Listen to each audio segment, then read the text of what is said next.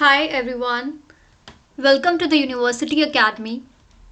My name is Urooj and I am your instructor in Python programming course.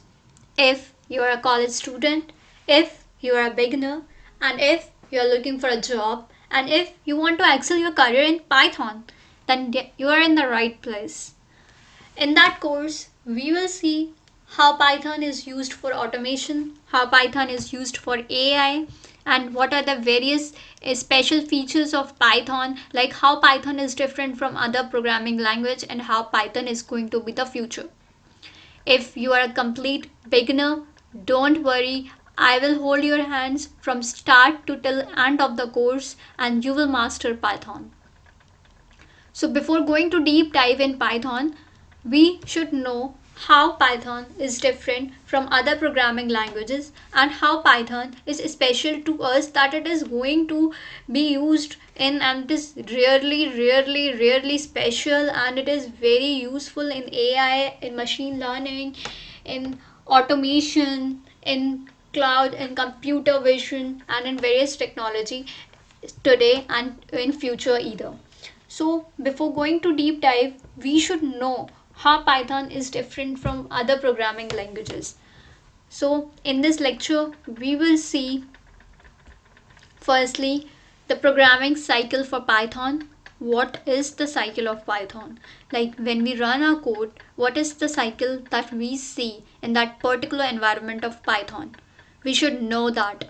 Secondly is we will see and we will discover various Python IDE, Python integrated development environment. And thirdly, in that lecture, we will see how to interact with Python, interacting with Python programming languages. So, the foremost and firstly topic in Python programming course is programming cycle for Python. As you already studied C language in your first year students, what you do, like if you are writing a C source code, then if you made a mistake, you have to compile whole source code even if you made a mistake in code line number 94. Right? If you made a mistake in any of the line of the code, you have to compile your source code at once. You that your C language don't allow to interpret your source code line by line, right? But in Python is interpreted language. Interpreted means, mark my words, interpreted is that language, that programming language which compile your source code, which interpret your source code line by line. But C allows you to compile your whole source code at once, but Python allows you to check the errors, to compile, to interpret your code line by line. So hence it is very useful. It reduces our time, it reduces the time complexity, space complexity of code, and it make our code so much of efficient, so much of accuracy, that nowadays Python is one of the most popular programming language that machine learning engineer, AI engineer, cloud and computer vision engineer, in CV, everyone and everywhere is Python is used. So that is what is the basic and important feature, and basically a special feature of Python, that Python allows you to interpret your source code line by line. Before going to deep dive in Python, we should know the programming cycle for Python. Like for students, like with the extension of python.py, like firstly we should know like what is the extension of Python. When we save our Python file, then it is .py, Python programming cycle. Like how the what is the cycle of Python? The first step of Python programming cycle is to run the application. Step 1, Python programming cycle, the step 1 when a Python source code run in the Python environment is to run the application. Like how our application is run. So when you write your source code, step 1 of the Python programming cycle is to run the application. Step 2 of Python programming cycle is to test the application. Like if you made a mistake in your source code, then you have to firstly test it in order to analyze the error, in order to analyze that error which makes the problem in your source code. In order to make the error recovery, you have to test the application. And the third step, to edit the source code according to that error which is found.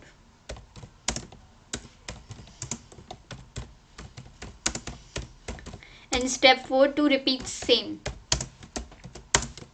Repeat if needed. Like if your source code is long and if other lines is there, you have to repeat from step 1.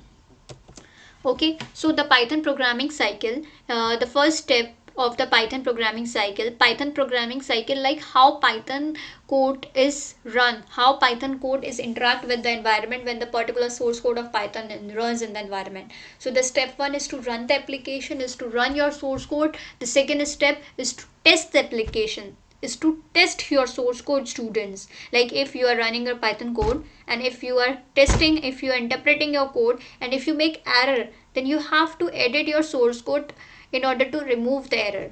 That is the third step, to edit the source code. And the fourth step is to repeat from step 1 if needed. So that is the Python programming cycle, and the extension of Python source code is .py. I hope you understood. Like when we save our C file, C source code, then what is the extension to in order to save the C source code file is .c. But when we run our Python code and when we save our Python file, then the extension of Python is .py. Python IDE. Python IDE, the full form of IDE is Integrated Development Environment, right? So as in your first year, when you learn C language, in C language you use the compiler Turbo C. For C++, you use the compiler Div C++. But for Python is also various IDE, various popular IDE, Python IDE, which allows you to run your source code. An IDE is Integrated Development Environment, is a program dedicated to software development. As I told you, Python IDE allows you to interrupt your Python code line by line in order to run your source code. So Python IDE comes under that role, plays a huge role in order to run your Python code. As the name implies, IDE integrates several tools specifically designed for software development. These tools usually include an editor designed to handle code, syntax, auto-completion, build, execution, debugging. Like when you have your Python IDE, Python software in which you run your Python code, there are various features in that Python IDE. When you have to debug your tool, you will choose the debug feature. To build, to execute, there are various features that allows you to debug, to execute, to build your code in that Python environment, in that Python IDE. And the thing is that I'm going to tell you, like in C there is C++, but for Python IDE there comes firstly PyCharm. PyCharm is the Python IDE which allows you to run your Python code.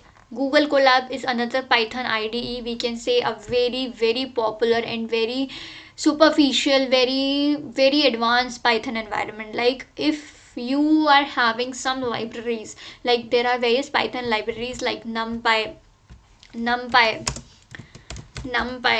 is the Python library, SciPy is the Python library, Pandas is the Python libraries, and pip. Okay, so in that Google Colab, there is already NumPy, SciPy, Pandas, pip, all the libraries of Python is already installed for automation. You don't have to install solely that Python, that NumPy. You don't have to install solely .py, pip. You don't have to install solely SciPy. That Google Colab is the software, is the platform which is built by Google team, and it is used for machine learning prediction. It is used for machine learning model. It allows you to interpret your Python code without any installation of particular libraries. In that Google Colab, all the necessary things which you need to run your Python code is already in that Google Colab. So that is what it is used for, scientific computing of Python. And the third Python IDE, which is IronPython, is also a compiler which is used for running your Python code. And the third is Jupyter Notebook. Jupyter Notebook is also a scientific computing platform of Python in order to run your Python source code. So according to your comfortability zone, according to your choice, you have to explore what is best suited for you, and if you will use all of them, and then you will analyze what is going to be the best for you. You have to dirty your hands in Python, students, so that you can analyze, you can build, you can learn more and more. When you will go and do hands-on experience, you will have to dirty your hands in order to explore more and more in Python. Then how that is the trick to learn Python. And in that Google Colab, like I told you, it is scientific, it is used for scientific computing, and there are various features. It allows you to learn your machine learning models. Google Colab allows you to also to predict output to run machine learning models.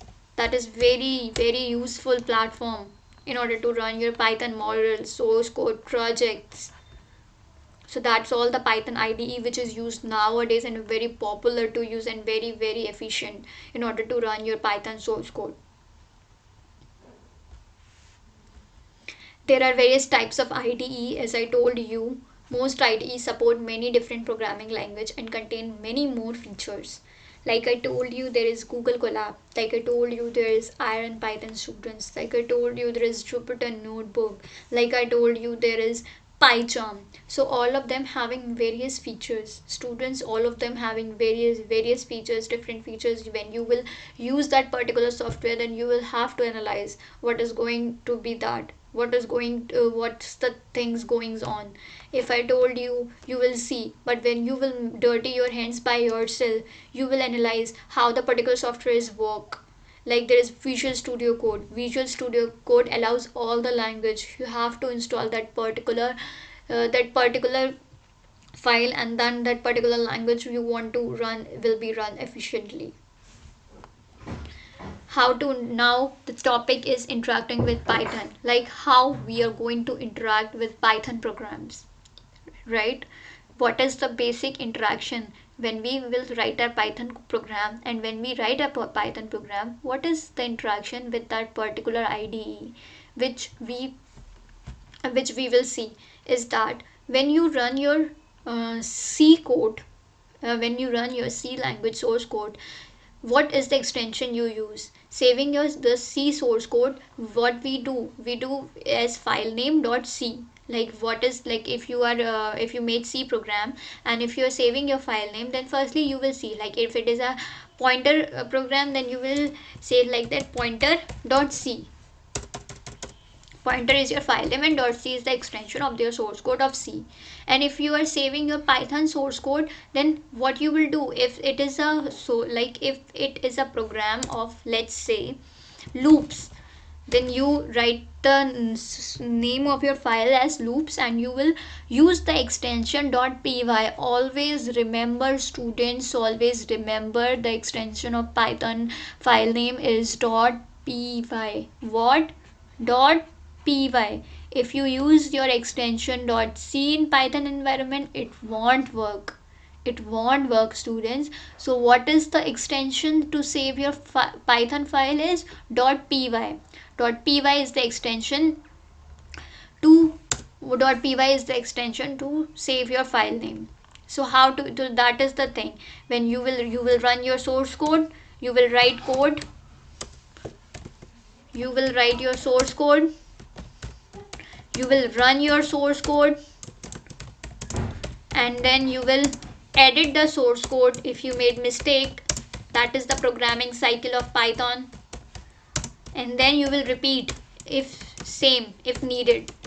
Okay, so that is the programming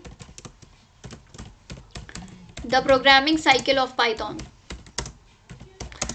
Like firstly you will write your source code, you will run your source code, you will edit the source code, and if you made the mistake, you will edit your source code, and then you repeat the same step. And for making and to saving your file, what's the extension you use is .py, right?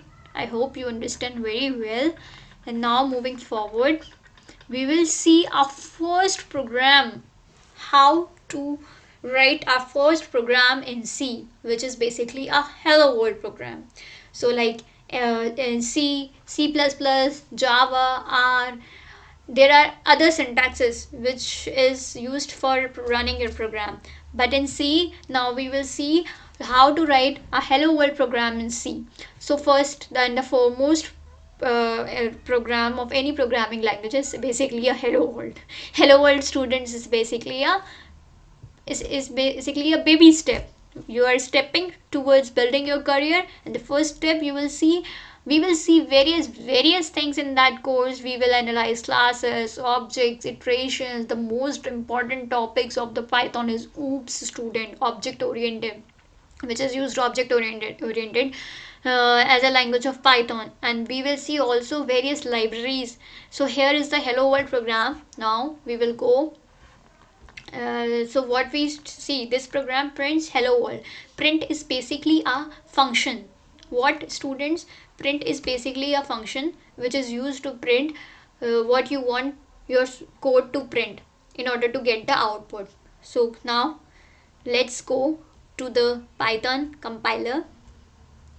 Here I'm using the online compiler. You can use your Python IDE. You can use PyCharm as I told you. You can use Google Colab. You can use any platform. So for running, as I told you, you can use any platform. You can use students Google Colab, you can use PyCharm, you can use Iron Python, you can use Jupyter Notebook, you can use any platform. But here I am using online Python compiler in order to make you understand like how Python code runs, right? So as I told you, you have to dirty your hands in order to run your code, right? So basically I will told you. So firstly we will, it is a online Python compiler, is online GDB compiler. You can use any Python compiler according to your own pace, but in various interviews the company will allow you to use online compiler. So firstly we will type the Python function, which is a print. Print is a Python function which allows you to print what you want you to print in your output, right? The hello world, yes, hello world, we will type in double quotes, right? And then we will see, we will run our code and it will print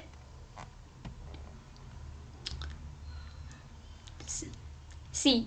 The output is what we get is hello world, right? If we didn't, even if we make a mistake, if we write as that, what is going to happen now? It is going to give us error because we use the wrong syntax, right? Print is basically a function which is used to print the output which you want to print to your, which you want to print in your IDE, right? If again I am printing, let's say print University Academy, it will print hello world and University Academy. Got it? So how, that is the thing, it is very, as I told you, it is very easy to understand, very easy to learn, and yes, very useful. So how that, first you learn how to do and how to implement your first Python code. In that course we will see various Python codes. We will see how Python, the different libraries, we will implement it as I implemented hello world program, as I told you like how to run a Python program. We will see onwards various programs, various libraries we will use. Be in touch, keep going, don't give up, you will be the master of Python. Here is the Python to print two numbers. If you want to print two numbers, how to print two numbers? Like if you want to print the addition of two numbers, how you display the two numbers? How? Program to print two numbers in Python. How to make your program, how to make your Python environment to add two numbers and to display two numbers. Now we are going to write a program in Python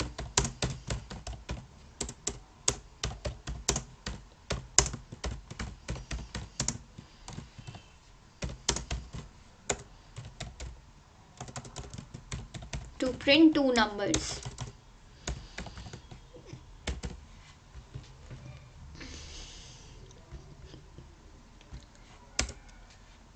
Okay, so firstly, to print two numbers, like if you want to print 1 plus 5, 6, how we will print it? Any idea, students? How we will print two numbers? So what we do is that in order to print two numbers, firstly we will take a variable is basically a block num1. We will take a variable num1. Variable is basically a block to store our data, right? What is variable is a block to store data. It's basically a building block of program in order to store our data. So we take num1 is variable, num1 is equal to 5, and another number which we take is another number which we take is 1, and for that we have to initialize a variable is a building block to store our data. So another variable which is we assigning or initializing in 2, and num2 is going to initialize as 1, right? And for adding,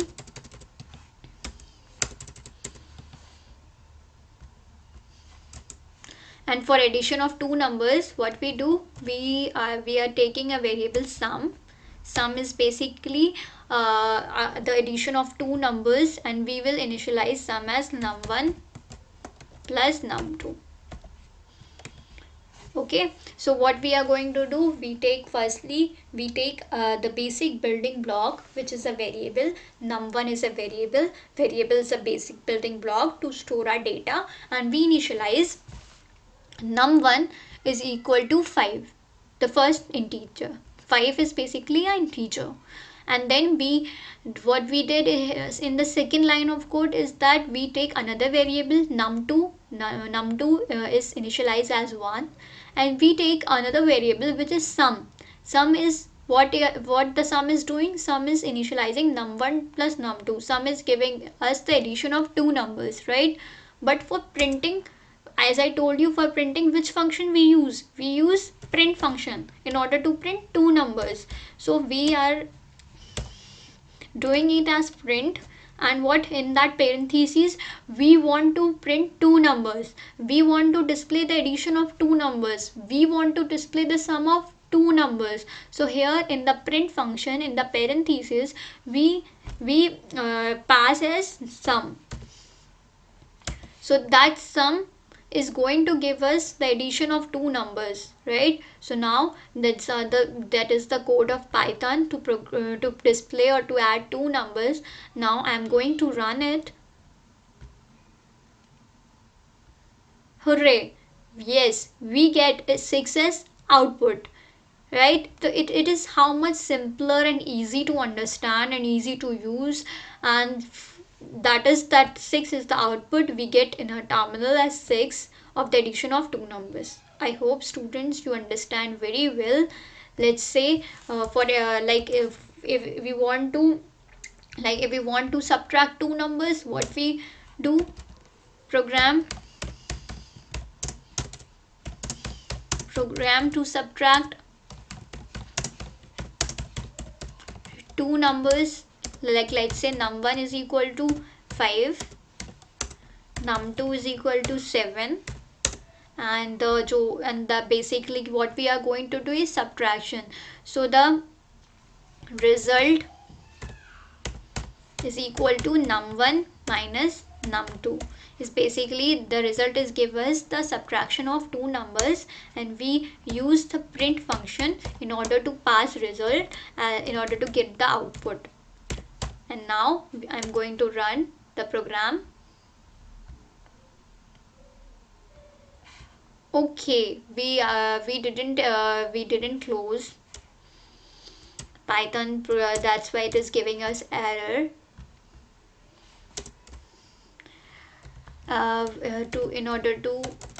Yes, so now I'm going to run it. It's -2. Great.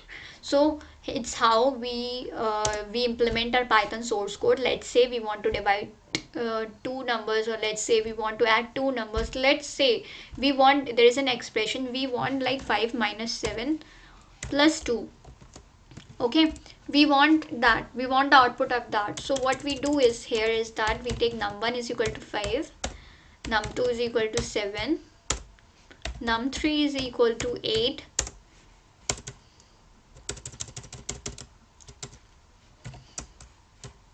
let's say another number, num3 is equal to 8, 9, and we want the result as num1 plus num2 minus num3, and we use print function and pass the result as.